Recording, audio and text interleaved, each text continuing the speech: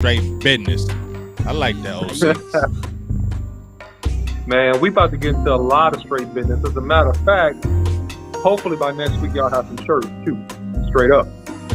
Yeah. So I'm working on that. I'm gonna wear that proud. Working on that. Straight business is something to be proud of. Yeah, because it's to the point. Ain't no sugarcoating it. Yeah, it's what we represent, all of us. Mm-hmm. We can almost change the fighter word to straight business. For real.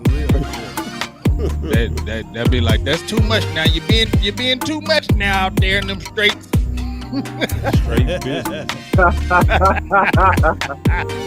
You get a little bit too much over there.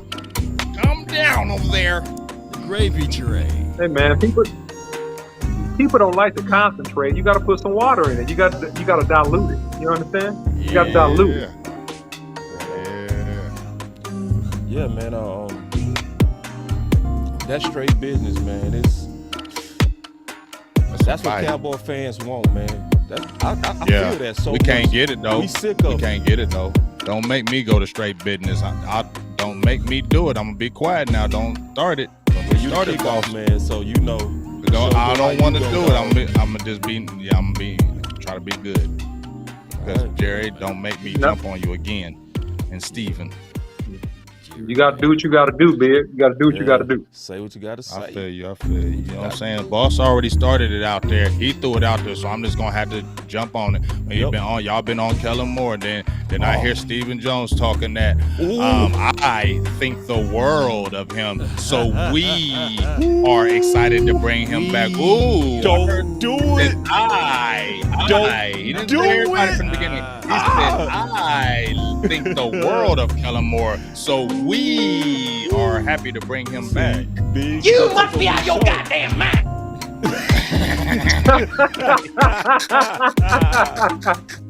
Oh my God. Hey, we gonna play the whole intro today too, bro, because my boy got Cheeto in it. You know what I'm saying? That's just appropriate. Cheeto. Cheeto, you got Cheeto, man. Shout out to the. Remember we had it to the homie. Shout out to Cowboys. Cheeto had that great interview with him. I said, "You playing safety, dog?" He said, "Nope, I'm a corner." Yeah, you was asking them tough questions, bro. That's one thing about you, big. You ain't never soft. No, never soft, bro. You know what the thing is, though, boss? That's why I wish I could get in that room and ask Jerry Jones so he could kick me out on the first interview. He'll kick me out on the first interview, but them tough ones is coming. So who kept Ezekiel Elliott knowing that he started after week 4 with the torn PCL? So whose idea? Whose call was that? Whose idea was that? And whose idea was not to play Tony Pollard more? Whose idea was it to start Leo Collins after being suspended? Feel me? He'd be like, he gone. He gone. Yeah, get him out of here. Now, there was a lot of factors in that decision, big game. There was a lot of factors and a decision we made amongst ourselves. No doubt. Yeah. Shout out to Cowboys Experience, man. Yeah. Shout out to the Cowboys Experience. If you're on the Facebook group, we're not that far away from hitting 10,000 on Cowboys Experience page. Let's get us there, man. Get us there. 10,000. Come on. Yes, sir. Sharing is Big caring. Game James. Count it up. Law Nation. Both Cowboys sports. This is that song, though. This is that song. You should never, ever change this. I don't think this song's ever going to get old. I don't care nobody told me. It ain't never getting old. Don't you ever stop playing this song. Charge it to the Yeah, man. That organ is everything. Yoga fire. Yoga lane. And when we finally got that just ended everything right there. Yeah, it did. We stopped playing all intros after this, dog. You feel me? The yoga fire. Because we had all been saying it forever with our mouths, and now you finally got it. What? Yoga fire. Yoga lane. I've been really in the field. Yeah. Run it up. All right, let's go. We got the final word in the dough. Let's kick it in. All right, man. Yeah. So we got a lot of topics, bro. We gonna get right into it. We gonna always start with the big homie James. Let's go and get into it, man. You got a couple of topics. You was already starting it off as we were just kind of sitting back in the cut. So 2 things. I don't care how we started. You was talking about Kellen Moore and Stephen Jones, and then you said NFL, y'all in trouble. Trouble. Where you want to start, Trouble. big dog? Trouble. I mean, we'll hit that off because that's a top topic, and we'll hit the Kellen Moore, Stephen Jones type of thing. But I mean, it's just trouble. A lot of people, I hear a lot of people in the street saying, "Oh, the NFL, it's the NFL. They're gonna lose." A lot of people I've heard in them streets is like, it ain't like got a chance, and we'll see. I'm gonna just say this that I feel I'm gonna just say this. I'm proud of Brian Flores. He looks like a no-nonsense guy. I watched some interviews with him when he was at Miami. He wasn't a guy that talked a lot, but you could see and sense his presence. And I think that's why the players liked him and played for him. And that's why they had winning seasons back-to-back, first time since 2003.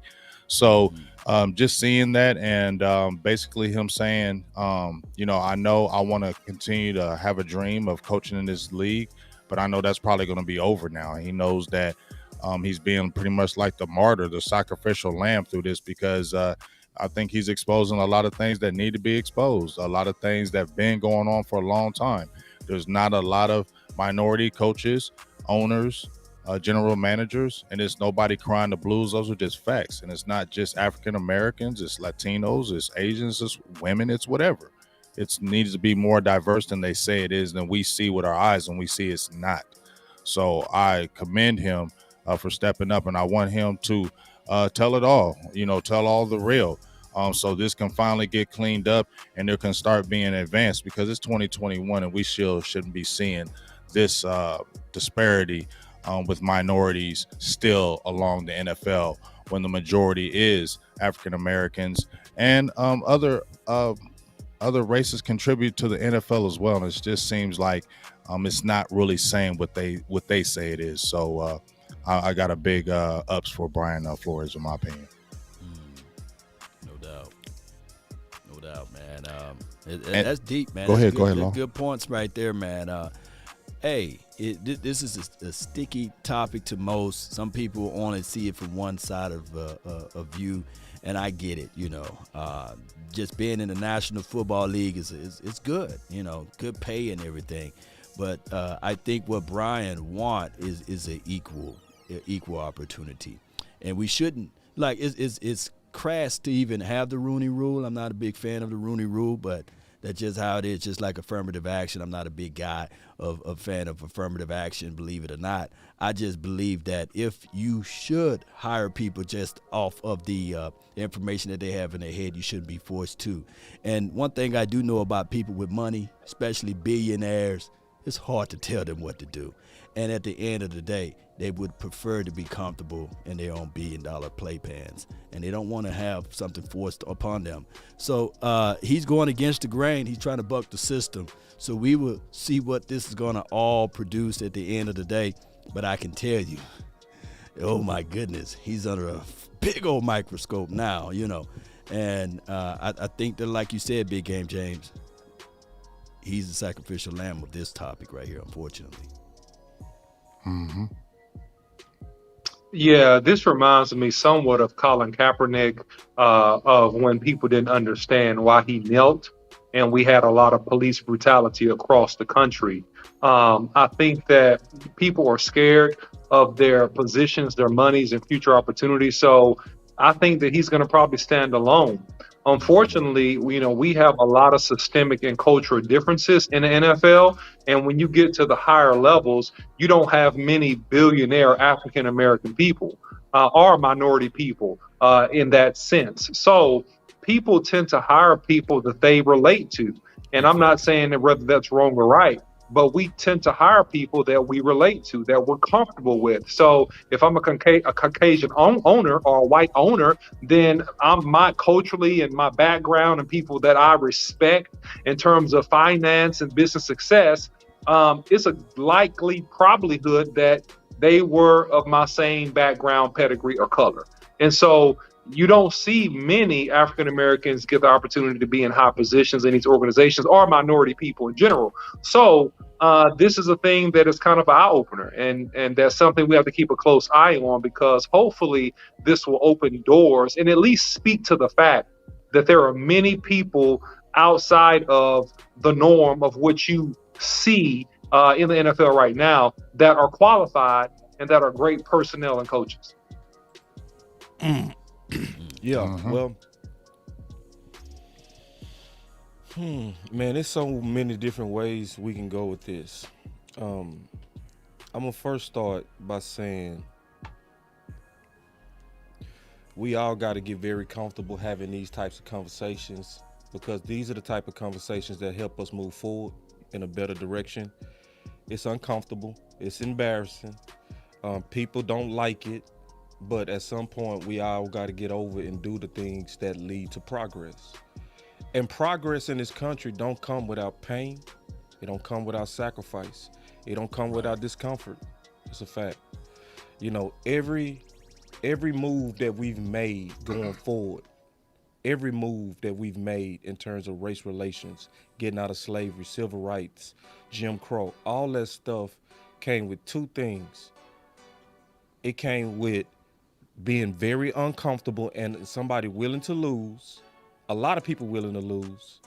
It also came with the help of a lot of white people. Right. And there's not one major progress that has been made in race relations without also the sacrifice that comes with our brothers of the lighter hue.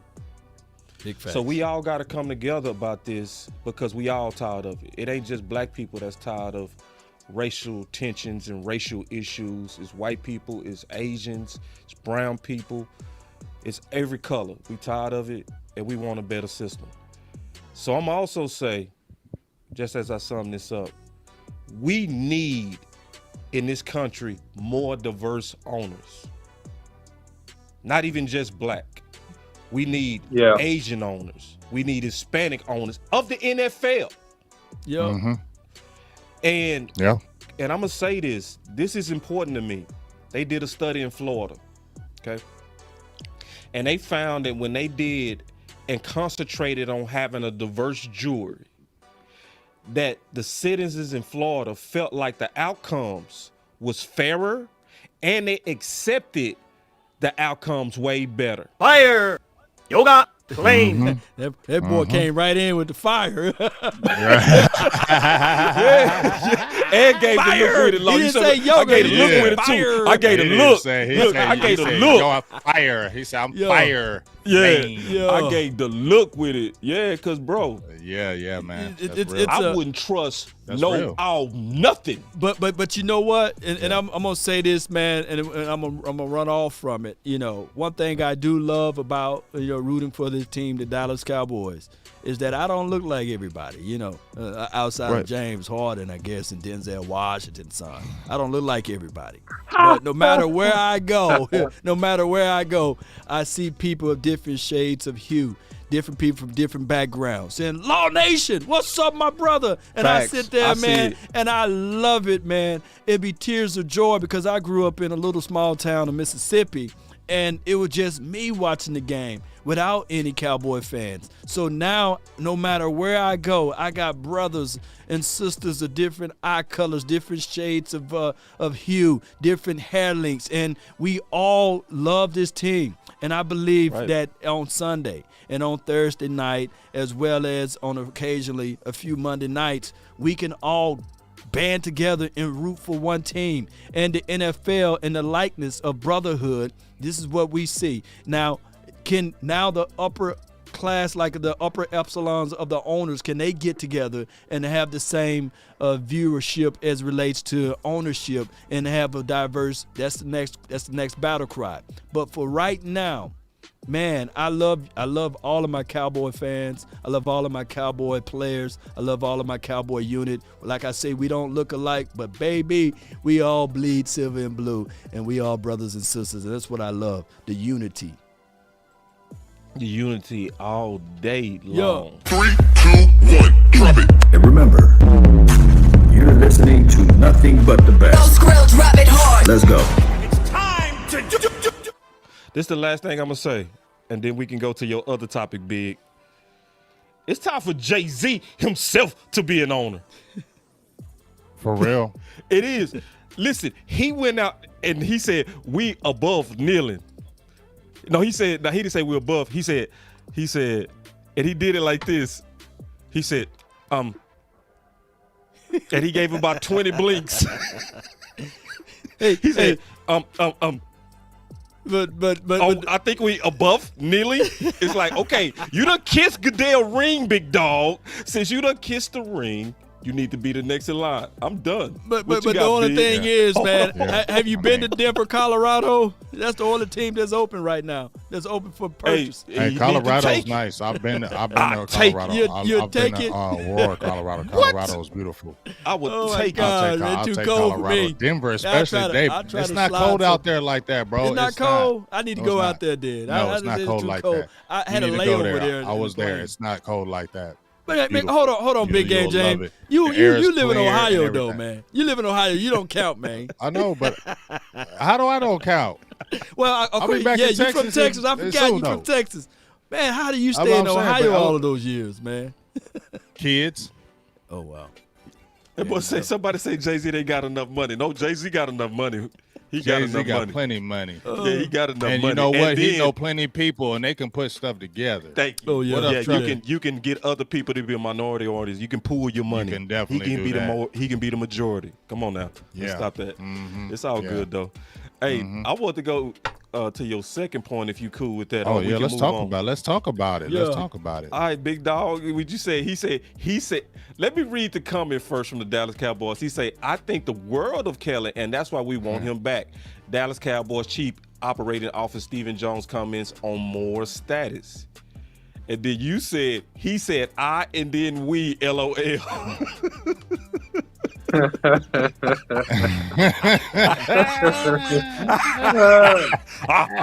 What that evil laugh, Law? What that evil laugh? I mean, that's like like that's that wild, evil ain't it? Like, That's a That's You right. got real. fire. I want me some You glory got hole. flame. Go ahead, big dog. Y'all crazy, man. Oh my God. That evil laugh. Boy, Law got them butts. this stuff be on cue with it too. Yeah, my boy be cold with it, man. Oh man, I'm sorry. This is real, man. Y'all catch hate us to up. rub We it get in. we get I off hate to strip. rub it in, dog. Strip. I know we out of the playoff, but can we just do this one good favor? Shay. Shout out to all of the 49ers for no longer saying bang, bang, not a gang, because I got so tired of that. Let's put that to pieces. Yes. Bye. Bye But they bye. play good though. They play good though. I ain't gonna even shoot. Yeah, too they many play slugs good. at They them play boys. good. I Yeah, don't shoot I too can't many. say too much. they whooped our ass. You know what I mean? So did. I kind of just Ask the chilling. underdog, so I can't shoot You too feel many me? slugs in them boys, but Right. that's I know. appropriate. I know, No, that's but- I'm appropriate. just glad Law. you ain't getting 6. But you ain't getting 6. They Facts. right along with us since You are 1995 not getting and 6 96. again. Thank you. You Facts, are not dog. getting a 6 again. Thank No. you. But go ahead, Big AJ. I hate to derail the thing, but I had to talk bad No, about no, those we 49ers, good. though. No, it is all Oh, my good. gosh. It is all good, man. That's just funny, man. We're talking about Kellen Moore, and it's just funny how Jerry comes on here doing all them mumbo jumbo talking in them mumbo jumbo interviews. I gotta call in for what? What are you talking about? And then you get Steven talking right behind him saying, I think the world of Kellen Moore. So we know who likes Kellen Moore and why he's still here. Right. Okay, we know who it is now. So he just let the bag out. This is me who kept Kellen Moore here. He said, and that's why we are gonna want to bring him back, because I think the world of him. You know what I'm saying? He didn't say nobody else thought the world of him. He didn't say the team thought the world of him, did he? Did he say we think the world of Kellen Moore? He said I think the world of Kellen Moore. So since I think the world of Kellen Moore, he is going to be coming back. So once again, what OC had been talking about and saying so graciously, and I've said it behind him, as long as those type of things are going on from the top, not the coach, the top, making the decisions, Right. coming in the media, saying those same things. And when people say it's different, the coach, we need a new coach. This coach, that's not gonna be different. He's gonna be able to stand up against him. He's gonna be able to say, no, he's not. Right. You're getting fooled again. He's gonna bring you in. He's great. He's a salesman. He's an oil salesman. He had to have a lot of money to be able to do that, and he's great with the salesman. So he keep bringing you in with that. So that's why he keeps that Sean Payton thing floating, because he already tried to do damage control with them interviews, and a lot of people was mad. You feel me? A lot of people was still mad. Like, nah, we ain't feeling that. We ain't listening to that. So all of a sudden, Sean Payton retires, and all of a sudden, Sean Payton is around. So what does that do? That gives Dallas Cowboys some more hope. And once again, those guys are making the decision. None of the coaches are. And so what do you tell me is going to be different? Oh my gosh, man. Well, it's very interesting because, I don't have a whole lot to say about that, because at the end of the day, you got to go what will win you football games, and just not football games, the key football games. Do you have the players and do you have the coaching staff in place that is good enough as a unit to win close and hard football games? And my contention based on this year is that we don't have the cohesion totally from the players and the coaching staff to win hard football games. And so you got to be willing to make adjustments if you want to right the wrongs. If you don't, then don't throw a fit. You get what you get. That's what it's going to be, man. It's going to be kind of same old type deal and situation, unless this is addressed either by some controls being taken away from Kellen Moore or by some accountability by the overall offensive coaching team and helping him make certain key decisions. Other than that, I think you'll get a repeat, because I don't think 1 year or one offseason is enough time for him to mature and really turn the corner to be able to loosen up and do what he got to do in those big moments. Oh my gosh, man, you right on the money with it, man. I think the world of Kellen Moore, believe it or not. I believe that Kellen Moore is a wonderful offensive coordinator. But the problem is, and don't hit me with the womp, womp, womp, womp, because I thought that was coming. No, but I just look at it like Kellen this. Moore's smart. He's smart. He's brilliant. And my thing is, he's still green. Yeah. Now he's going into his fourth year, and what's happening here is we don't have time. We literally don't have time for the development of Kellen Moore. It would have been wonderful to see Kellen Moore go to 2 or 3 years with Boise State and then come back and be a coach for the Cowboys as a offensive coordinator, but that's not the case nor the scenario.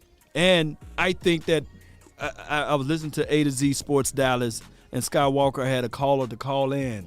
And Sky is very crafty with his calls, right? And one of the things that the caller said is that Kellen Moore and Dak Prescott got to get on the same page. And he stopped the caller and said, no, that's not the case nor the scenario. They are on the same page. But Dak don't have nobody to challenge him. You know what I'm saying? Or to redirect him and say, no, this is not right. Or Dak Prescott in this particular situation can look at Kellen Moore to whatever he call in and say, no, I can't run this right now. Because it's like cover that. 4, it's quarters. We can't pass into the teeth of that. We got to run that ball on that, right? So there are still areas that this particular team got to uncover, and it starts with accountability. So that's why it was so important. We're going to have to find a way to get John Kitna on this show. It was so important for the year that John Kitna was here because he held Dak Prescott accountable. He held the offensive coordinator accountable, and we don't have that right now. I'm not saying that Doug Nussmeier is not doing it, but dog it, Doug Nussmeier is not doing it. He not, bro. So I like what that. you saying, I like Laws, that. is- I like that. God, dog. Well, what you're saying is, Law, is you're saying we need and this is funny because this, I mean, this is the peril of being a Dallas Cowboy fan and podcaster. I mean, you don't see this in any other team. This is the most unique team in the NFL, right? We need a judicial branch, a legislative branch, and an God. executive branch. Right. We got to have three different branches to keep each branch in check. So Right. that one don't go topsy-turvy and ruin the whole team. Ooh, That's I love basically it. what you're saying right here, right? Oh, I love it, man. Yeah, that's exactly what I'm saying. Big, I know you got something on it, big dog. Well, you already started. mean, It's my turn. He started it. Go ahead, Yeah, go ahead, he go kicked ahead, it go out. ahead. No, he No, kicked go it out. ahead, But go if you ahead, got boss. something Go else, ahead, go ahead. because you No, know no, I go was. ahead. I want to hear you. I want to hear what you got to say. Hold on, bro. You know me, bro. I gotta. Hold on.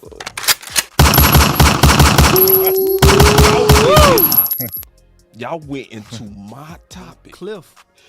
Man, so listen. Oh, Cliff, baby. I did a video on this yesterday where I called Kellen Moore's system fool's gold, but with real gold potential. That's key. Oh. He got real gold potential, and I think Law, you was fair and balanced on your analysis. Because a lot of people did want to shank you with the butter knife, but Yeah. no, Kellen Moore is a smart dude. Right. It's no way to listen to Kellen Moore and not be impressed. So I'm going to just say a little bit of what I said yesterday. I'm going to try to carry it a little bit different, all right? This is the issue. Kellen Moore, I'm serious though, I'm serious. I know y'all laughing, but I'm serious. Kellen Moore is too tempting to the Scrooges. Think about it, like really think about it. If you're a capitalist, think about it.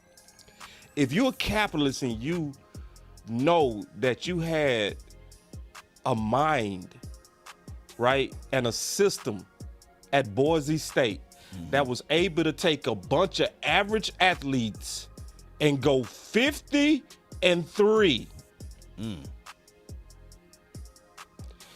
As a capitalist, you're going to try to stick with that system.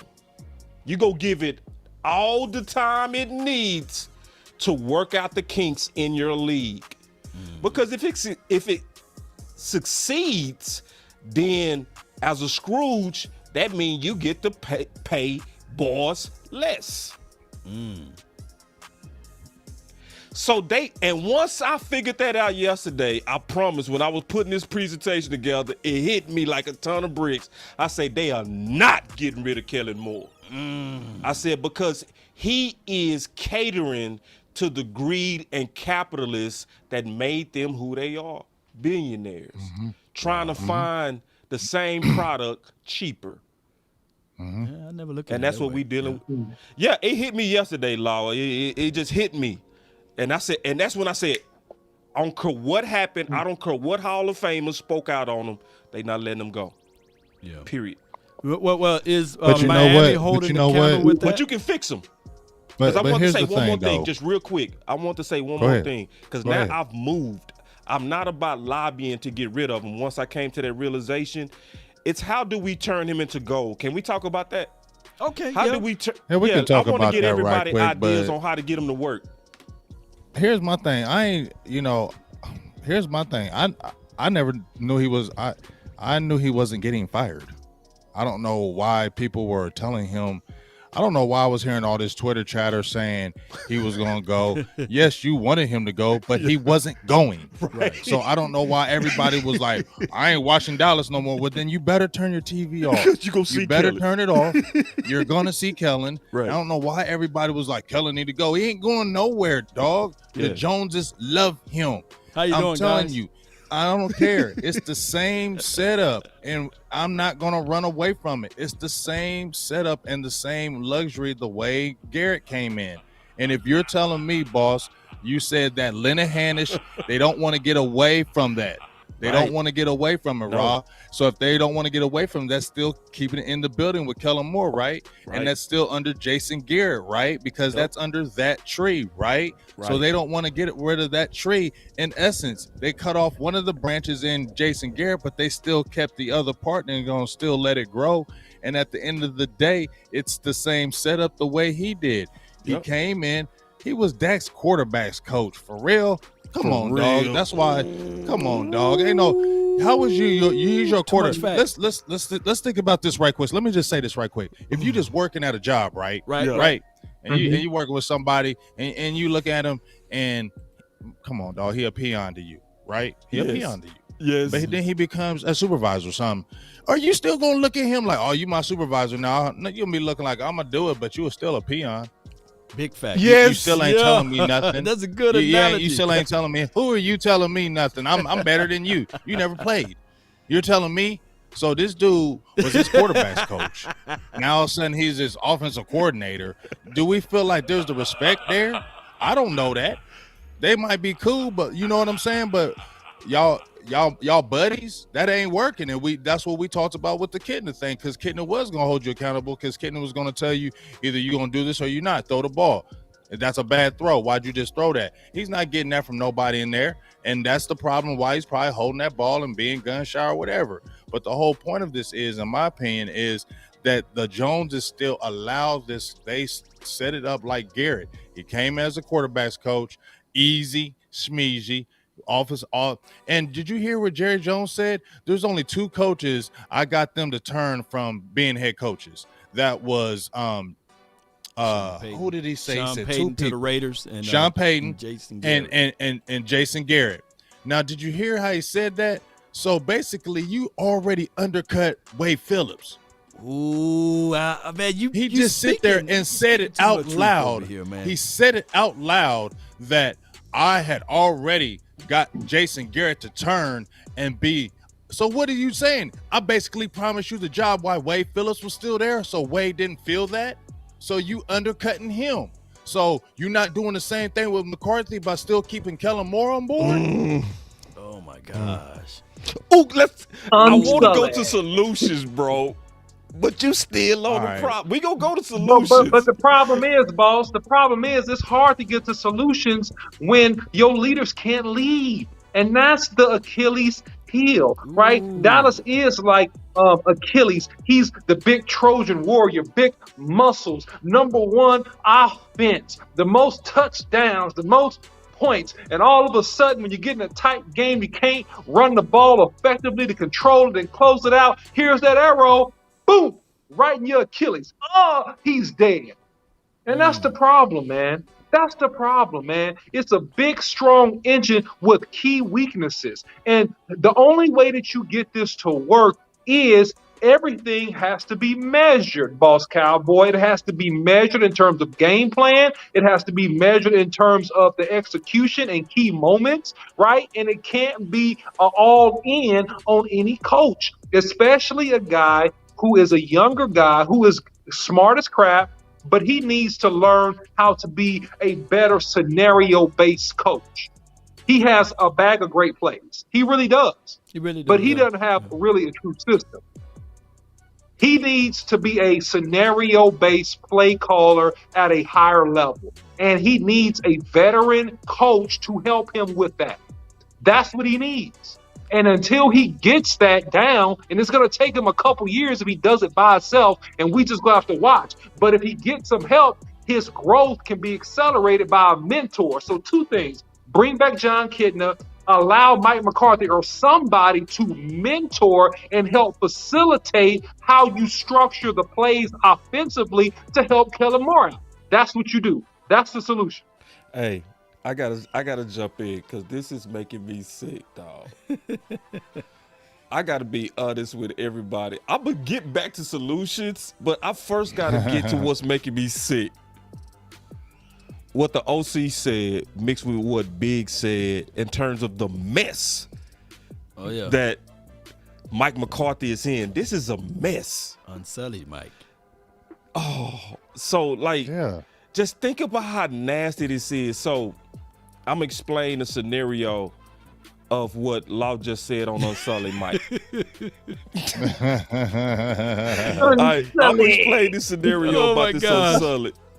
All right, listen, this is very unsullied because Mike McCarthy came out and said how he coaches. Right. He said, what I do is I give input to my special teams head coach, my defensive head coach, and my OC. Right. But in my system, I believe what makes us better is they got to believe in it. So even though I give the input, if they install it, they call it. That's what he said, right? But Mike, the kitchen Now is you on get- fire. The kitchen is on Now fire. you get Jerry to step in and Yeah. say, nope, I'm going to change your system. Yeah. I want you to step in and help him. So now what happened to the system that's supposed to be for the genes? Because let me ask everybody here a question. Did Dan Quinn need help? And was he ever called genius? No. Mike McCarthy gave him the same criteria and he lived up to it. But then you got Kellen Moore fail and they still like, so? It's your fault, Mike McCarthy. You left him by himself. He left Dan Quinn by himself. Ooh-wee. But Dan Quinn Okay, was I got like, it, boss. Jordan Lewis getting burned. I got it. I'm going to make the substitution. I'm going to put Kelvin Joseph in. Hey, I like the fact that we can look, I knew that Dan Quinn was going to change this team when we beat the Chargers. You saw when D-Law went out and they said, okay, now we're going to put Parsons on the edge and now we're going to blitz Parsons off the edge. Look, I said, man. And then we started getting the turnovers and everything. I said, that Dan Quinn, he's something special, man. You know, but go ahead. I don't want to take over anybody. Yeah, just real quick, because that's what that mix of what Big was talking about with the OC made my stomach hurt. Because it is unsullied. And it's like, even though we all want to try to get to solutions, they right. And it's almost like you got to accept it. It's like, Okay, I got it, Look, boss. can I say one? I'm gonna help. Go ahead, boss. I'm gonna help. I'm gonna help real quick. Hashtag straight business. Okay, here it is. Here's hold the on, I real. like that. Here's I the real. like that. I like that. I really do. The OC. There's no emotions, no friends, no loyalty. Straight business. Straight business. Put hashtag straight business in the chat. Hashtag. Put it in the chat. Hey, so here it is, Boss Cowboy. Here it is, Law. Here it is, Big Games. And we would never know that this happened, okay? This is a solution to the problem. I got it. I had an epiphany. I got it. Jerry Jones has to call Kellen Moore and say, now, Kellen, now I know we believe in you and we want you to be the head coach. But we need you to do a few things for us, okay? We need you when Mike has a lot of great ideals and he's won a Super Bowl now and he's a fantastic coach now and you got to show him respect. So what I want you to try to do, Kellen, just try to listen to Mike and incorporate some of the things he's telling you when we had his pregame prep. Okay. Just work with him a little bit. You go be the head coach. Just learn from him. You ain't got nothing to prove. I believe in you. Stephen believes in you. You know, my wife believes. Your whole family believes in you, Kellen. You okay, Kellen? You ain't got nothing to prove, Kellen. Just learn and listen to Mike. That's the solution. Unless Jerry Jones has a sit-down conversation with Kellen and tell him to chill and listen to Mike and stop trying to reinvent every wheel and prove himself, he go keep on doing what he's doing, trying to prove he's prolific, dynamic, and got a bunch of cool plays. That's what's going to happen. Let me counter that straight business thing right there, the OC. Talk to him. When you are unsullied, there's no desire. That was the whole point. Right. It's been chopped off. You see, Mike is unsullied. It's gone. And when he had that final presser, and he literally said, when we install the plays, I trust Kellen Moore, because when he go through his first 15 scripted plays, those are his ideals. Meaning that when he see the kitchen on fire, Mike got his arms folded, and he's watching Kellen Moore struggle, and he's not putting out the fire. And that was the issue. And when I believe Jerry Jones, when he literally said, it's time out to try to fix it after the fact, right? He said he don't want to go through the offseason trying to fix things after the fact. And I said, bull sugar, because we just heard unsullied Mike, and I hate to talk bad about the man. We heard the man say, that, hey, I've been in moments before in the playoffs. I've been to the Super Bowl before. And I said, Bull Sugar, you should have stepped in and said, hey, how come right now Tony Pollard only had 4 touches, right? He had his first touch at the latter part in the second quarter. I believe he should have stepped in earlier. Hey, Dak Prescott, it's good that you're doing this, but right now we got to open up the run. That is why they call it change of pace. I know that Ezekiel, but they don't want that law. Everybody had that. You everybody right, everything you saying, but they don't want that law. They don't want that law. You saying everything you saying is right, but they don't want that. That's why you say he's unsullied. That's why he don't do that. I feel like he was taking offense and kind of getting defensive when he was like, I know how to win. I've been to a Super Bowl. I know how to. It's almost what he almost wanted to say. Yeah. I felt like he wanted to say, I felt like he wanted to come out and be like, it's them. I can't do nothing. I know how to win. Right. I mean, for real. Right. If you heard how he said it, he said it, he was like, I know how to win in this league. I've been to a Super Bowl. I've won games. So I feel like he was almost like, I can't do nothing because they don't let me. I know how to win. I know what to do. I know how to do this and do that, but I can't do it. They don't let me. I like that. Did you hear that? That's and what that, I heard. I like that. Oh.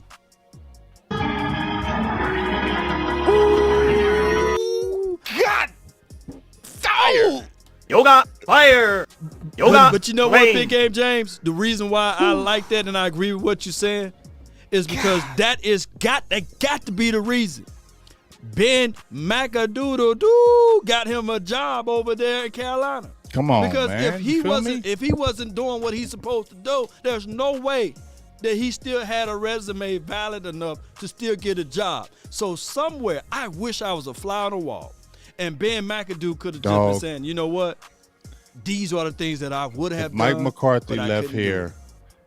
You're right. If Mike McCarthy left here, he would go back and win in the league. He would. He would go back to win. I'm not saying go to Super Bowls and stuff, but he ain't going to fall off. I'm not saying he's like the world's greatest coach, but he's going to go back to winning. And as I said before, people don't understand. They was kicking Dallas's butt. Everybody hating on Mike McCarthy now, but they was like kicking Dallas's butt, and he was the coach. And we was getting mad because they was smashing us all the time over there. And then also another thing, Aaron Rodgers don't have him no more. He been to 2 championships and got the big debacle, but he didn't win a Super Bowl without McCarthy. Okay, people need to remember that. He won the Super Bowl with McCarthy. He ain't win nothing without McCarthy yet. Man, I like he that. He ain't win nothing without McCarthy yet. So McCarthy must know what he doing a little bit. And you remember how them two used to beef? Yes. You remember how them? You know how Aaron Rodgers, because Aaron Rodgers got a mouth, but you know what?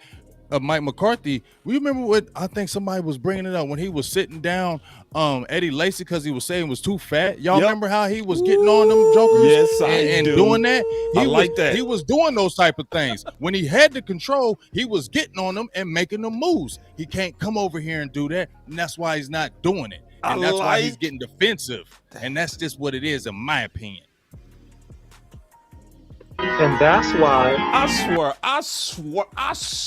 And, I can't. That's why. I'm sorry, boss. That's why I said. That's why I said you gotta have somebody above everybody to tell Kellen to listen. If Mike is neutered, then the man who's neutered everybody has to tell the person that's not neutered that it's okay to listen to the neutered. The man that's neutered everybody has to tell the man that's not neutered, Kellen Moore, to listen to the man that has been neutered because he has wisdom and he can help you. That's why I said it got to come from the top. That's the only way you go get Kellen to incorporate and do certain fundamental things that he should do. Oh, my God. Hey, anyway. Real quick. I want to just jump in real quick.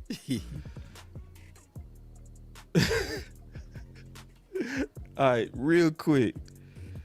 I did think that it was wise for Mike McCarthy to step back. Okay. Being all the way honest. I'm following you. Go ahead. Yeah, you feel where I'm going? Because I said this a couple of shows ago on The Final Word. This is the Game of Thrones. Right. In the Game of Thrones, one of the most famous quotes is, either you win or you die in this game. All right. So he had to give himself clear separation. Because if he didn't, he would have the reputation of filming. Because right now, people on filming head. They are on filming head. And I broke down and I showed on Boss Cowboy Sports channel that a lot of the stuff that he been blamed for, he had nothing to do with.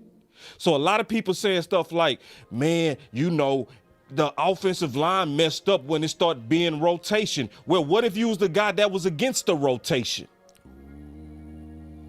Why should your name be caught up in that? But his name is caught up now, isn't it? Big facts. So so he had to, and that's sad because Jerry put him in that position to where he had to play politics for the Game of Thrones, or we would have all been blaming Kellen and Mike McCarthy for the breakdown at the offense. But now that it's obvious that it's Kellen and the world is trying to make Mike McCarthy step in, this is what I would say to Law's point, because he did get to solutions.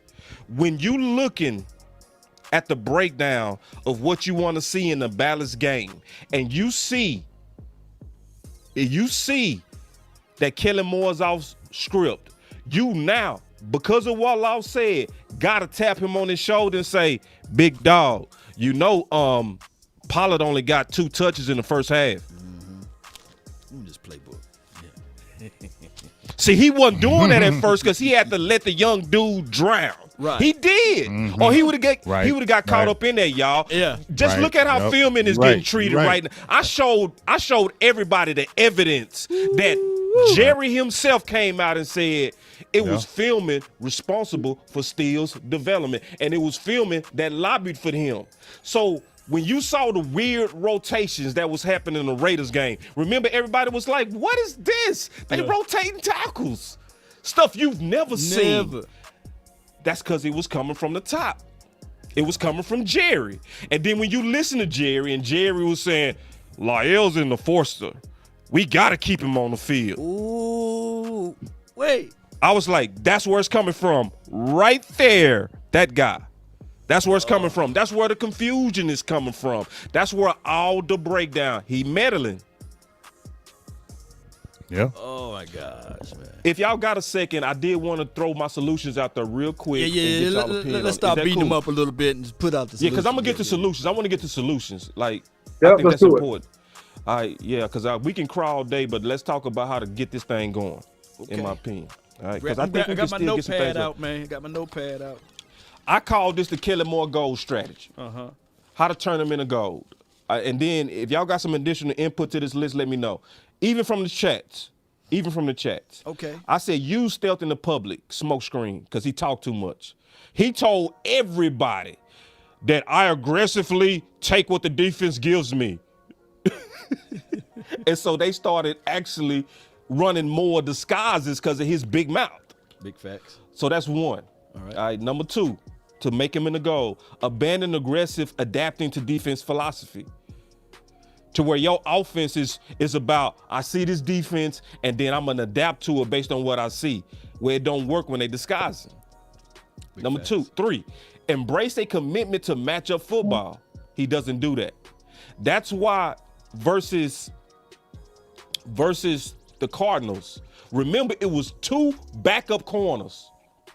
And CeeDee Lamb and Cooper only had 4 targets combined. That's because his system don't embrace matchup football. And that's when Aikman said, if it would have been me and I saw that matchup, the playmaker would have had 10 catches in the first half. So another solution that I think will turn him into goal, mix in system offense on weaker opponents. I'm not saying abandon it, because y'all do blow out teams with that system offense. Just don't use it when it's a team that we circled. Oh, I get what you're saying. Yeah. Yeah. Don't use it against a team we circle because it don't work when you're going up against San Fran, Kansas City. You need stars on stars.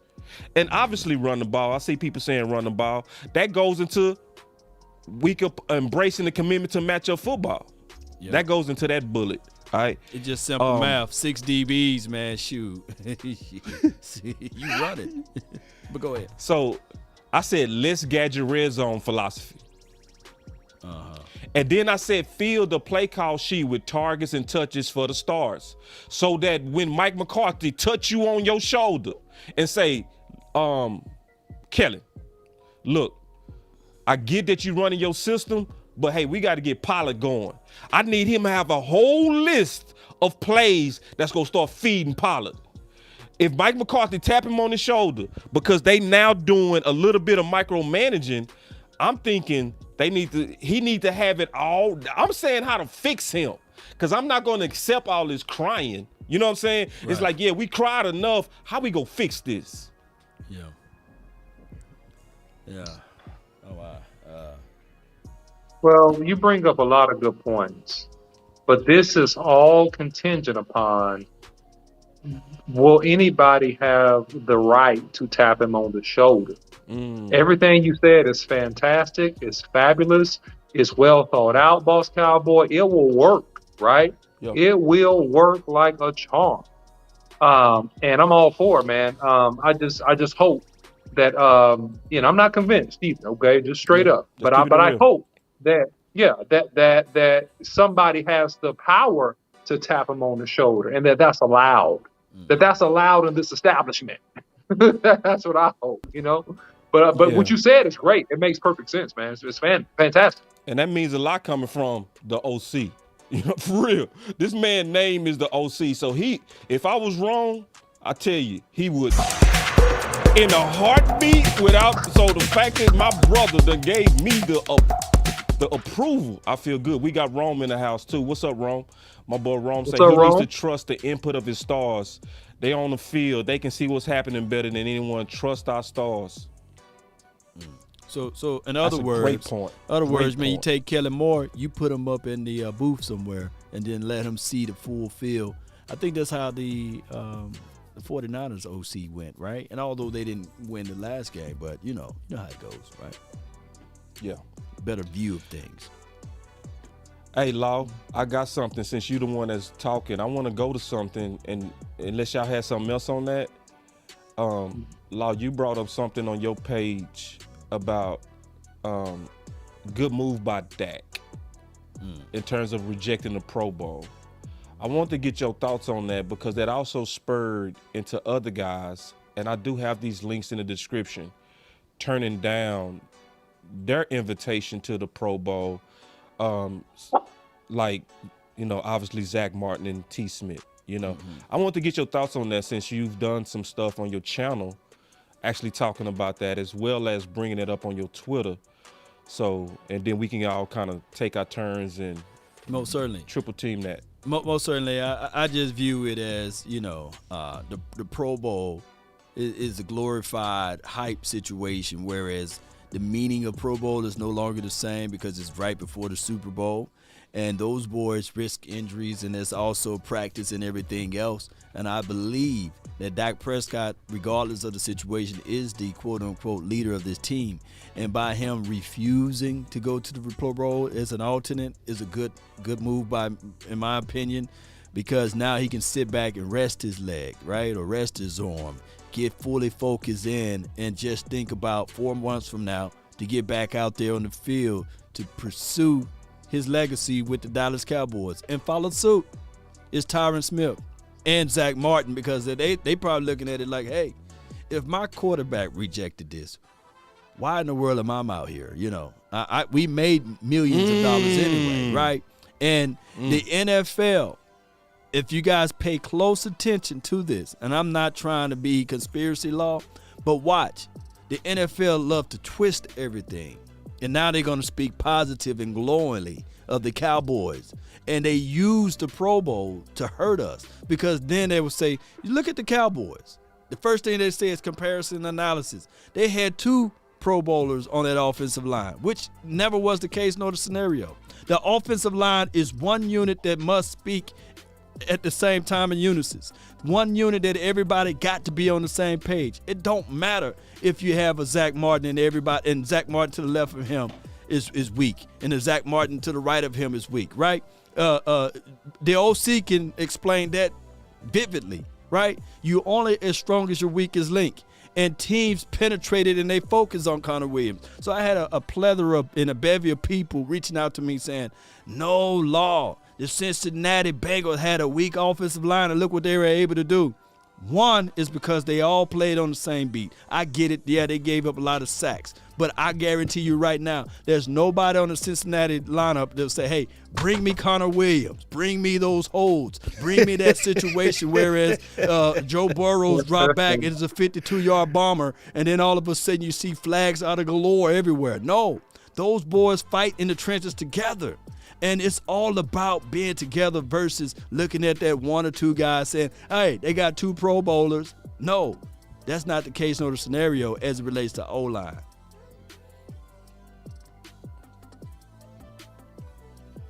Yeah, what's y'all thoughts on Dak rejecting the Pro Bowl and leading to his other guys? And if y'all don't care, we can change the subject too. I mean, we can move on to something else, I promise you. No, I'm going to be quick on this one. Look, man, it's a good sign. It's a good thing. And it speaks of priorities. And it also speaks of that, man, really, we ain't got nothing to celebrate. I'm not happy about how the season ended, right? I don't like this. Yes, I don't care about no Pro Bowl. I don't care. I like right? that. Forget that, I like man. that. Let me rest and let me get back to the lab. And if you down the road with me, then you go do it too. And that's what the boys did. And especially people that are elite players like Smith and Martin that have age on their bodies. They need to rest. Forget that, man. Go get massages. Go do yoga. Rehab your injuries. Start working on your body after you take about a month off, man. Work on your body. Get ready to rock. You know what I'm saying? Forget all that. You don't need an extra game. All you guys are very wealthy men, and you guys are good to go, man. Forget that. So he's setting a tone again, and I like that part of it. That's really good. Yep. Straight business, by the way. I got something.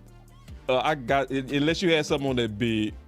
Did you have something on that? No, just basically, I just feel like it's a good PR move. Ooh, that's my dog. Hey, this one for you, B. This one is perfectly for you, dog. This one from my boy out of H-Town, Studi Wood out of H. Studi Wood. They don't know what that is. They don't know what that is. And see, you see how I was quiet when my boy Law hit that button. See, everybody got to learn something. Yeah, when I say I like that, you know what I'm saying? People not following that cue. I know. All right, but my boy Studi would say, at some point, your QB has to make plays in big moments. Dak has done that before. We just need to get back to it. Now, listen, everybody got different opinions on this. That's cool. Don't beat up nobody that might critique Dak right now, because I know a lot of people love to get sensitive about Dak. But you got to know the hearts of the people that's speaking right now. If anybody got any critiques on Dak that's out of these 4, it's not no hate or malice. It's all in the spirit of wanting to improve. I want to say that first. You know what I'm saying? But go ahead, Big. Man, I mean, what we talking about, Dak? Yeah, we was talking about him, Dak, man. big dog. Take the gloves bring it off, up man. again. I bring it up again. Take the gloves off, big game. I bring it up again. I did a show yesterday. I posted the Barry Church interview. I was voicing everything he said. Like, he basically said what I feel. You just got paid this big bread. You did great as a 2016 4th-round draft pick, but I don't want to hear that no more. I don't want to hear that you was a 2016 4th-round draft pick no more. Nobody cares about that.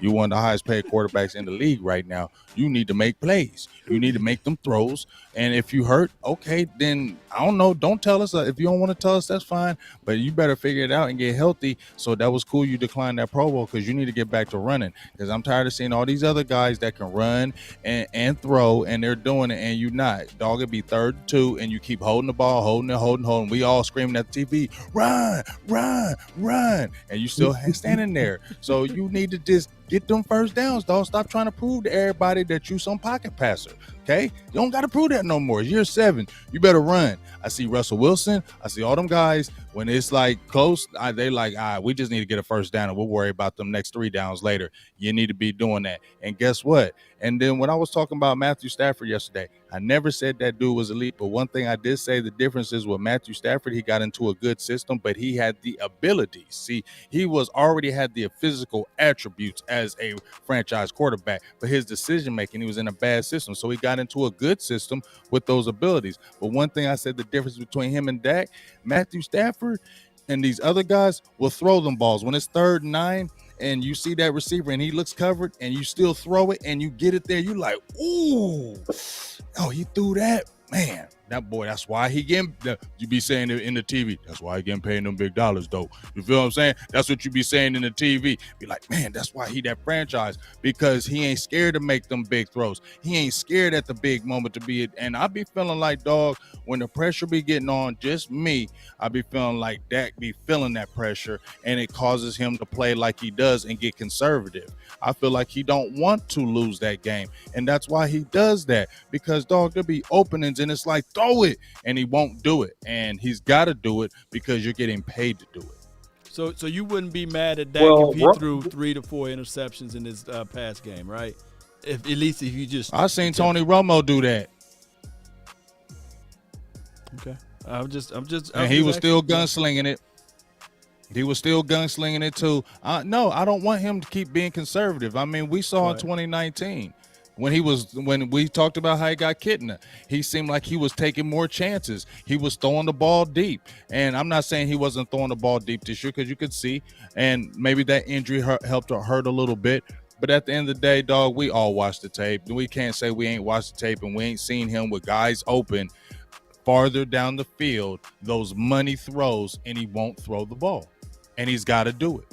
He's got to do it. And when the game is on the line, he's got to make them plays. You get what I'm saying? It was that 49ers game, as bad as the Dallas Cowboys played, they still had an opportunity to win it. And what happened? Final possession, yeah. And there's been other times when it has.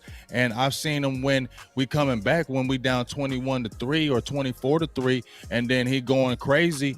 But I want to see it when it's like right then, not when we coming back, because I feel like there's less pressure because you can just be reckless. I want to see it when you got to make it and it's 3rd down and we need a big first down. You got to get them first downs. You can't be 3 and out after they just took the ball down the field on us. We got to make better plays. You feel me? So, yes, it comes on the coach. Yes, it comes on the coordinator. But at the end of the day, Dak is getting paid like top 5 quarterback. So he's got to play like that top 5 guy. And if everything else falls out around him, he's got to be able to put the whole daggone team on his back and say, I'm going to win this game. Hey, I love being a Cowboy. Big game James. Game changer. Hey, let's have some fun. Let's have a good time, man. Let's kick it. That's why I cut for you, Big. And a lot of us got respect for you, because even if people don't agree, they got to know that you keeping it real. Yeah, he kept it real. And I love Dak. Yeah. I love Dak. But my biggest thing is with this, and I feel what you're saying, Big Game James. I just look at it like this, man. The strength of Dak Prescott is not throwing it 35 to 40 times. And unfortunately, I don't care if they paid the man $500 million. It's not going to happen that way. I don't care if he was completely healthy in that game. That's just not his avenue. I think that the Cowboys need to play stronger with his strength, and his strength would be a balanced approach. They need to figure out, just as much as we put the onus on Dak Prescott with his $75 million contract, there's a $90 million running back that didn't get it done too. And of course, we can talk about the front 5. But my biggest wart of that game was the fact that the offensive coordinator didn't design plays well enough to attack that particular threat on the defensive side. That is very true. And they didn't tack it on the edge at all. Now, before anybody say Dak Prescott apologies, and I'm not trying to say that Ezekiel Elliott lost us the game just as much as Dak Prescott. It's just balance. But it's a balanced approach. That is the strength of Dak Prescott. Mm-hmm. It balanced is. approach. It's not him going out slinging the ball 35 to 40 times a game. That's not what we paid him for, believe it or not. Hold on real quick. Let me take this comment real quick, y'all. Talk to me. Because this is a comment that I want to be very careful about. Chris Davis said, you ignore the faults of every other quarterback in the league and amplify Dak's shortcomings. You're a sensational BGJ. No, he's not. That's why I started with what Chris just hold on real Chris quick. just Hold on likes, real quick. bro. He won't let it go, and other? he just wants. Yeah, he's always in the feed. Okay, so I didn't know y'all was I ain't cool. even worried about what he's saying. I didn't even know that. I ain't didn't know y'all was cool. But I want to say, don't even worry about what he's saying. I know all 3 of these dudes. and I want to say that, like, this is where big game James respect with me went up by 1,000,000, not 100, not 1,000, 1,000,000. When Everson Walls was sitting on this show. Ooh, I missed that one. I ain't gonna never forget that, dog. Oh, I missed that. He might not ever come back because of big game James. Because we was debating game changer. And we was debating who was the game changer out of Cooper and CeeDee Lamb. The OC in Big Game James, I was like, these dude, these boys told Mr. Everson Walls, especially Big. Big says, sir, I respect you. I know you're a legend and all that, but I don't feel you on that. You wrong. I said, oh. Not my dog. I said, so that's why we all got to understand, even when we disagree, you got to know where they coming from. Nobody on this panel is an egomaniac. And all of them, I know firsthand, got big. They not unsullied. I'll put it like that. They'll say what they got to say, and that's why I respect them. Yeah. Now, I want to say one thing about Dak. From the eye test, Dak didn't have that closing it to me this year. That's one of the things that was missing. That closing it. I think a lot of it also had to do with the system that he was in.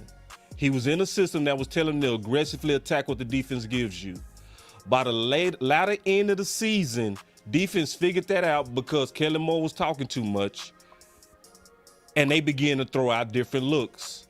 So when the system itself was breaking down, it made it look like he was breaking down, in my opinion. This is just my take on it. Ain't nobody got to agree with me on this.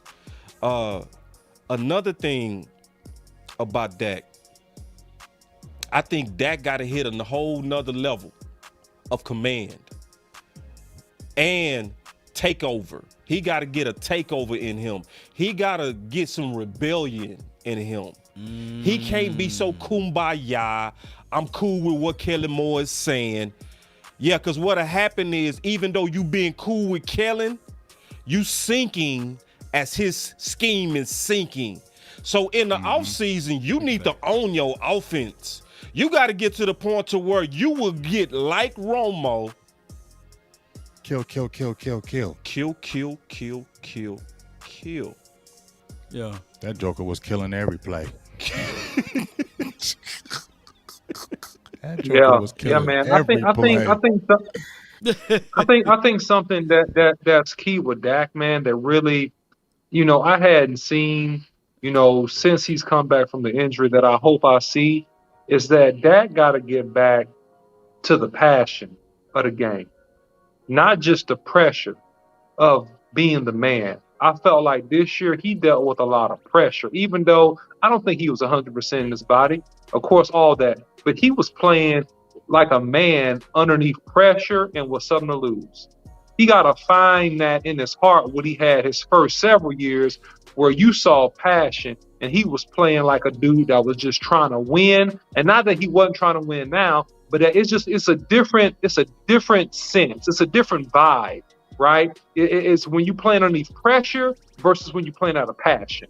And that's what I think that he got to get back to, man. It's just playing with that passion and just love for football. But also, to Boss Cowboys' point, which is beautiful, you got to kind of be the type of person a little bit more that like comes into an organization and you look at your upper management and you show them respect, right? But you got to be like, this is my career, right? This is my career. And the issue with a quarterback is that your career is tied to the offensive coordinator and the head coach. Right. And so you got to talk straight business with those boys if stuff ain't going right. And if you don't like stuff and it's not in what you feel like is going to make the team successful, you got to come in there and have straight business conversations with them. And another thing about Ezekiel Elliott, look, man, when he had a torn PCL, posterior cruciate ligament, man, that is a very uncomfortable injury. And the fact that he played with it all season, salute regardless if he wasn't supposed to play or not. He got 1,000 on a bum knee, man. Salute, man. He get my tough guy award because I played 10 games in college with a torn meniscus, and I'm telling you, and a PCL is worse than a torn meniscus, dude. And so, dude, hey, he shouldn't have played, but he got my tough guy award for that, for real. The OC. There's no emotions, no friends, no loyalty. Straight business. Straight business. Put hashtag straight business in the chat. That was some great points there, man. Oh my God, that was great points. But there's no trophies to that. There's no awards for that tough guy stuff. And I feel you, man. There should been an alpha coach in that room and said, "Hey, we in the business of winning championships. We in the business of winning games, you know." And Can I ask y'all a question? Go ahead, big game. Yeah.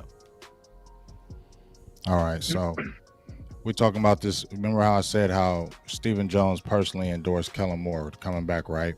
Big facts. Do y'all think Kellen Moore believes in Dak Prescott? Yeah. I mean, not Kellen Moore, but y'all think Stephen Jones believes in Dak Prescott? Yes. Yeah, that whole front office. You think he does? Yep. Yeah, I think everybody up front do. I think they do. I think what really remember a big game, James, when we saw the injury. I remember when he said we all to cried D-Law, about he it a said, little "You ain't bit." Khalil Mack." Go ahead. He did say that. He said, "You ain't Khalil Mack," and that's why he ain't want to pay him that money, right? You talking about D-Law or you talking about Dak? He did say that. Steven D-Law. say that. Steven did say that. Steven yes. said that. He said, He "You said ain't that. D-Law, and that's why I don't want to really pay you that money. You ain't that guy." Oh. Now, I ain't saying he ain't. But what I'm saying is, wasn't he saying a lot about Dak, how we got to pay everybody? You know what I mean? We got to, this takes time. We got to see, we got to wait. We got to see. We got to wait. And I know they signed him, and I feel like they was doing the right thing. You feel me? Right. But I wonder just in my heart, not nobody else's, just in my heart. Because I know how Steven is cheap with it anyway. Yeah, But that's he it. was really you answered going your on. own He was- question. No. I'm not answering it because You he was did. really. Is it He said, rhetorical, but huh? I'm saying, he said he wasn't gonna say Dak wasn't the guy like he said with D-Law though. Right. Yeah, but that's the time of where he haggling. And they do a lot of stuff to try to get your market value down. They play real dirty in the offseason to where I don't take nothing they say serious in the offseason. I don't. That's why when Didn't he he talked say- about I'm but confident, didn't he say he when he didn't said wanna I'm play confident good? we go get I'm Mike listening. McCarthy, I was like confident. Listen. Didn't he say he didn't like paying good players great money? Yeah. Okay. But he That's all I'm also saying. said that's how he is, because he also said more with that. He also said He wasn't like that with Romo. Man, Yeah, he was. Well, Yeah, he It hold was on. like that with Romo. yes, But he then- was. but then he because paid- Romo, Show me. I'm You gonna have tell to you show what. me. I'm gonna tell you exactly But why. didn't they Y'all pay? hear me Didn't they out. pay Show me Tyrone Y'all Crawford hear me 40 out. million? Did they pay paid him Tyrone 4 Crawford? times. Did they pay Tyrone Crawford but 40 million? this is the difference. Nobody Favorite son. ever says this. No. It's not a favorite son. People don't say the real on Romo. What profit? No, listen to me. Everybody listen. I'm finna tell y'all because y'all know I wrote 1,000 articles on this cap stuff and the history of this. So I'm gonna tell y'all what happened with Romo. Romo turned over, bent over. That's what happened. Romo deal was ridiculous. Now a lot of people saw the $100 million, and they was like, Romo got $100 million, but it was a 6-year deal. Right, they spread it out. They spread it out. So he screwed himself because the other quarterbacks was getting 4-year deals. He got a 6-year, $100 million. That's a bad deal. You know what I mean? But most people don't look at the time value of money. I'm a finance major. I know the time value of money. You know what I'm saying? Especially with a rising cap. That was a bad deal. That's why they signed it so fast. See, what took Dak so long is Dak won't go do no 6-year. He was like, what? Right. I know that. Okay. But I look at Ezekiel Elliott too, how they signed him. But Zeke who? I don't know. No, Zeke who? Remember they did him like that big? They gave him I the mean, Zeke who? yeah. They do but Zeke everybody like that, dog. In the offseason, when it comes to I money, don't know. But nobody Zeke did get dirty paid like early. Zeke. But Zeke did get paid earlier, though. Zeke After pushed, holding out. but Zeke did that because he knew what they were going to do to him. They were going to do him like DeMarco Murray. Right. They were going to Zeke. I agree. That's why he held out. Because he was like, if they got one more year out of him, they were going to fleece him with that money and say, nah, well, you're 25 now. You got another year on you. You got one more year wear and tear. We're not going to pay you that big money. That's why he held out. He beat them at the pass. Yeah, he saw what they and then he got lucky too, because if Tony Pollard would have opened up with those first 2 games, remember that season, those first 2 games, man, then we blew out those teams that year.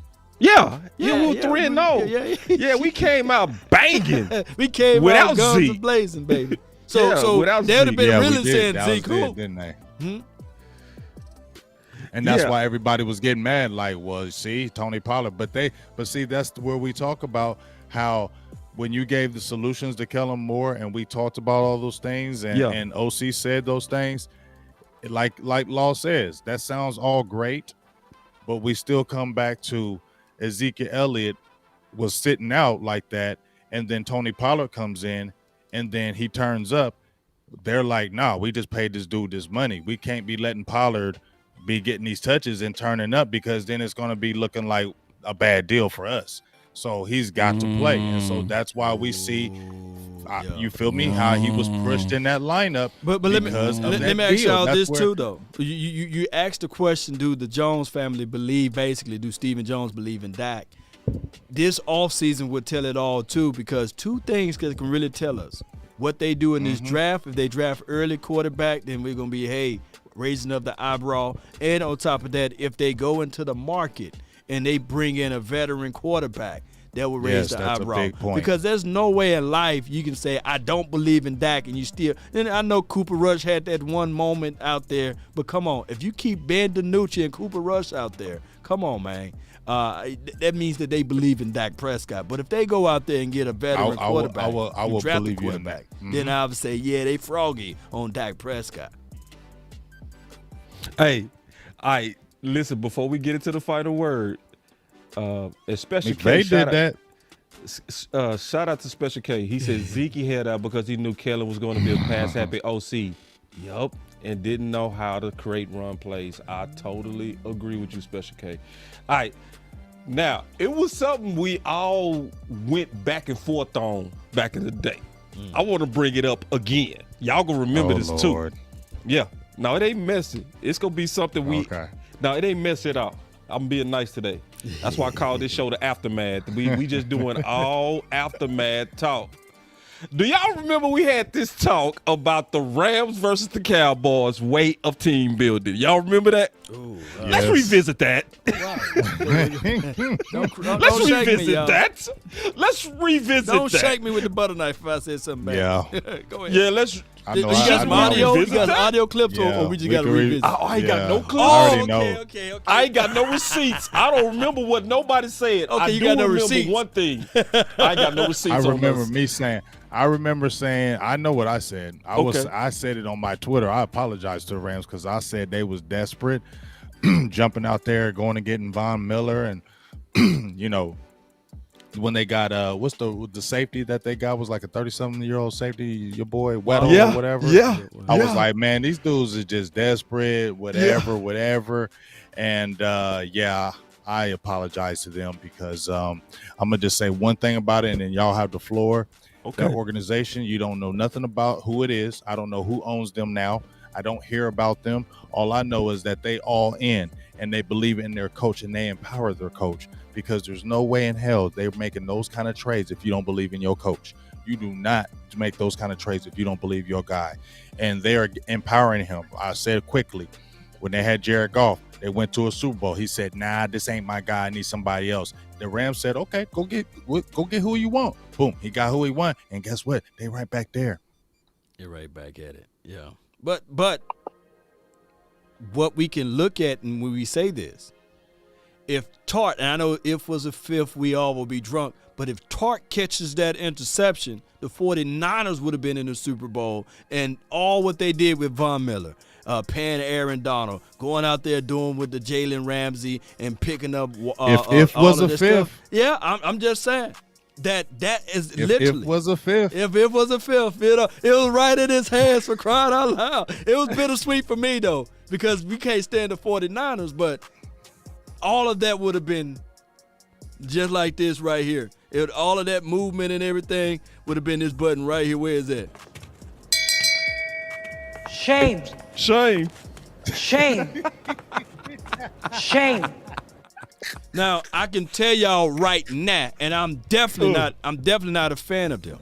But the way the Bengals did that, oh my goodness, T. Higgins, Jamar Chase, Joe Mixon, that's a really young team in the tight end.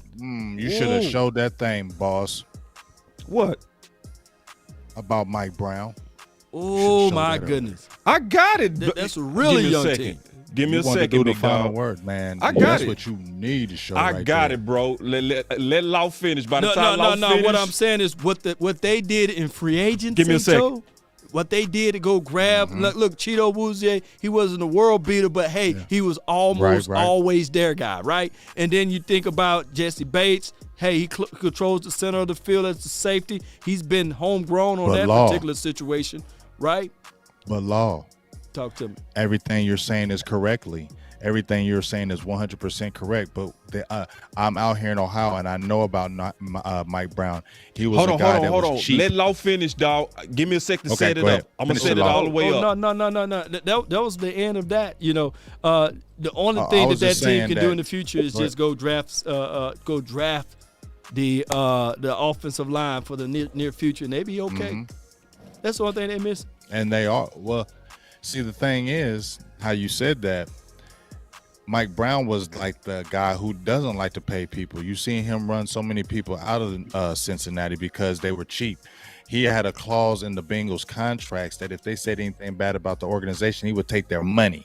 Oh, wow. You get what I'm saying? So he was he was like Jerry Jones, and the owner, the general manager, the president of he was like owner of all of it. Oh, wow. But he didn't like to pay. Where Jerry liked to spend, he was cheap.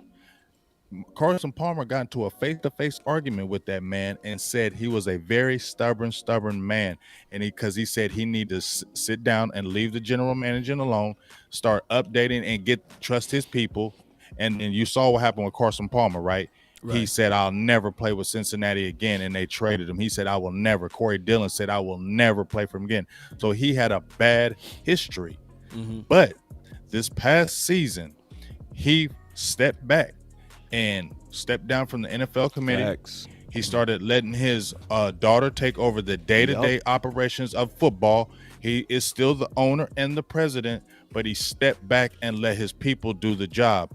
And they have been clamoring and forever winning games, y'all. They've been winning just like Dallas. They've been winning games. Remember when they had Andy Dalton, they went to 5 straight playoffs, but they never won anything. You feel me? They had opportunities when they had Carson Palmer and TJ Houshmandzadeh, and they had a good team. But remember, with the big unfortunate injury, I just say these things just happen when you're doing wrong up top.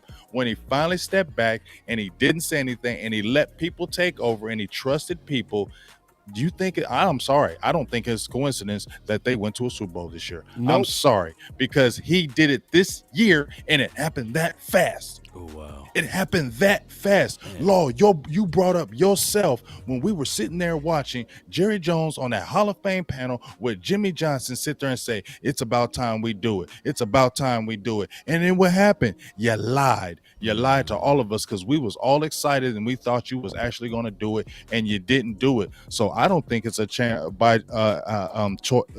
that we had the season that we had only for this kind of failure, because you lied to the fans once again, Jerry. And so this would happen to you. So every time you keep doing that kind of stuff, you're going to get paid for what you do. So stop doing that. Take a step back. Mike Brown, he did it. Look at this dude who was stubborn like you, and he did it. He did it. And look where they're at in 1 year. In 1 year. In 1 year. Let me jump in real Of quick, stepping Big. back. Let me jump in. because, boy, listen. That's good. Yoga fire. Yoga claim. I didn't even know all of that went on. Why nobody Listen, talking nah. about this? My goodness. Now we finna talk about it now. All right. Whoo. And this is the reference. Big is not lying. See, listen, I was gonna do a video on this tomorrow, but I'm gonna get a little bit into it today, just a little bit. I ain't gonna give away the whole video, but some of this came from me and Big having this conversation. Shout out to Big. It's on this page. But it's a history that goes with this. I'm gonna show I'm gonna show y'all why y'all need to follow my boy Big Game James. Listen, because he was preaching a heavy sermon. Look at last year, Big. This article was from last year, January 3rd. Wow. It said, is Jerry or Mike Brown the worst NFL general managers? Listen, yeah, they go all the way through the history too, dog. Oh yeah, man, say me and Big been working. Big, I called you today about this, didn't I? I called you today. I said, bro, what was that you was talking about? Because I've been researching. He said, go to my page. And I went to his page. I was like, thank you, dog. Yeah, we talked about this today. And August 31st, 2021, Mike Brown steps down and NFL owner committee. Yep. And listen, and then he said, this feels like an indication that Brown has taken a step back from traditional owner duties. His daughter, executive vice president Katie, seems to have assumed most of his responsibilities, but he's still the president and owner.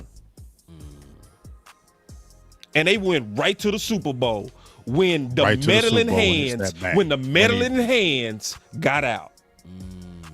And he stepped back and trust his people and let them do their job. Yep. What happened? What happened? And Mike Brown was in Forbes. They were calling him one of the worst owners in the league in NFL history. In NFL history, general manager, owner, he was one of the worst.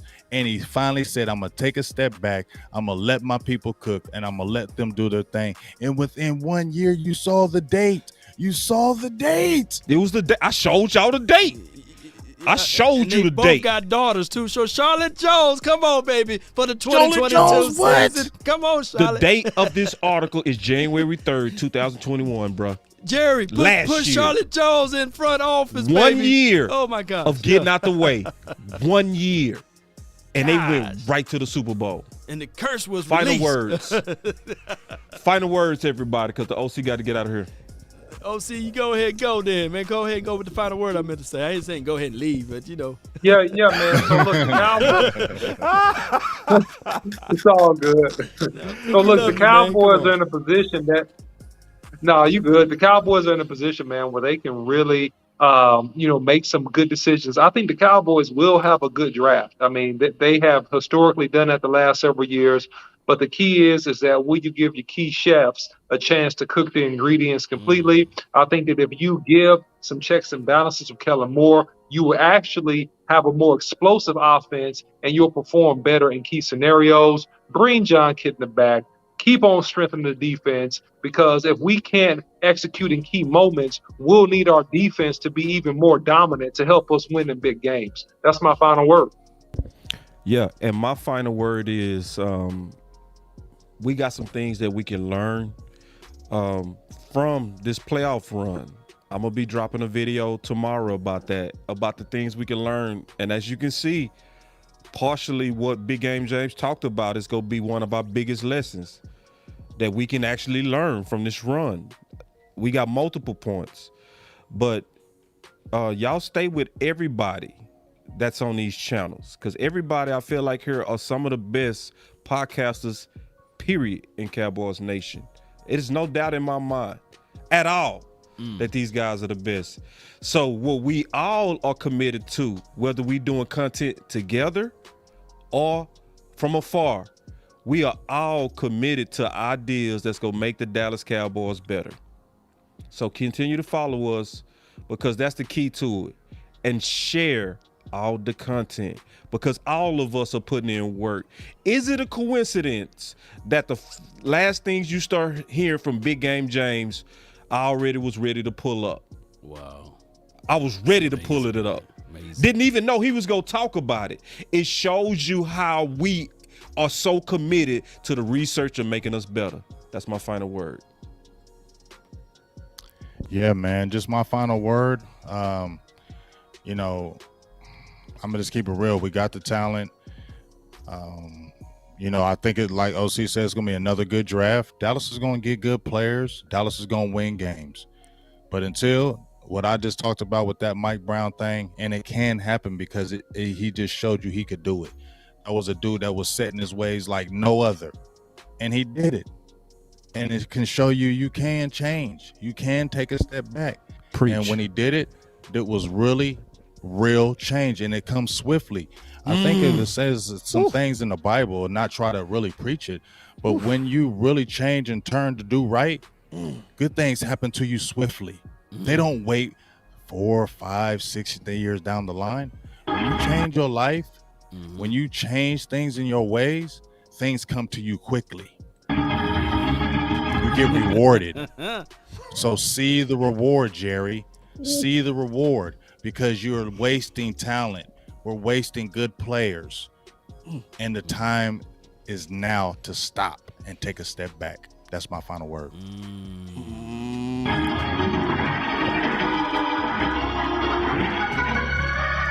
Man, that big game James, man. Oh, my goodness, man. Bringing out the points, man, left and right. And he's right. You know, a Jerry Jones, be a man of your word and put Jimmy in the Ring of Honor because you said it. And I think that the turn of the season came in the Centennial Bowl, in the Centennial game when we was honoring the Centennial movement. That particular game would have been the ultimate time to put Jimmy in the ring. And I believe by you not doing that, that's when everything just went flat, right? And it's something to do with that. And just call me crazy, but like Big Game James said, man, you ain't crazy. Real, You ain't man. crazy. That curse is real. You ain't crazy. Man. That curse is real. Yeah. That curse is It's real, baby. It's real. Oh my It's real. gosh, man. So this team, let's figure this out, man. The draft is right around the corner. We undefeated in the draft. No one loses. All of these guys and all of the talent that I believe that Will McClay, John Stephen Jones, Chris Hall, and all of those boys come together, they will find some good players. But let's not forget about the free agency before the draft. I think that what you said, Boss Cowboy and Big Game James, open up the wallet. Yeah. Open it up. You move money around. You spread it money around. They cleared up some cap space, $16 million open here. Another 11 or $8 million open up before that time frame. Go out there and target a good free agent out there to bring in, whether it be a Jaron Reed, a big boy that you put inside to help out and solidify the core of this defense, right? Or whether it be that top tier safety that you can bring in for a cup of coffee.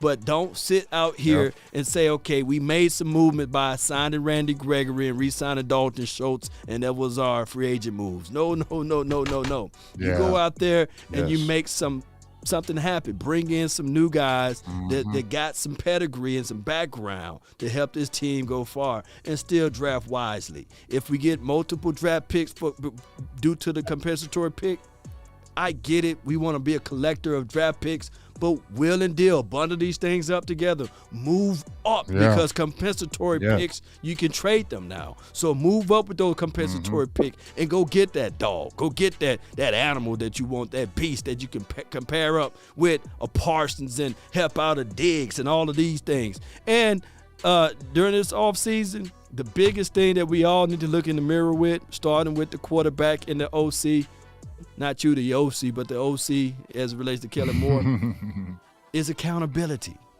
We need to have that as the voice of all offseason. I don't care whatever they put on them shirts. Put accountability on there. Hold each other accountable.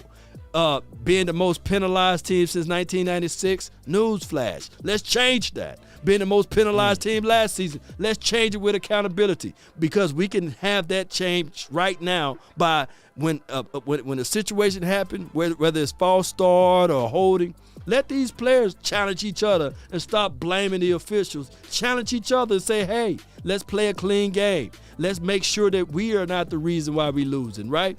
Cowboy Nation, that's my thoughts. That's my final words. Accountability. Come on. Come on, John Kettner. Come on back.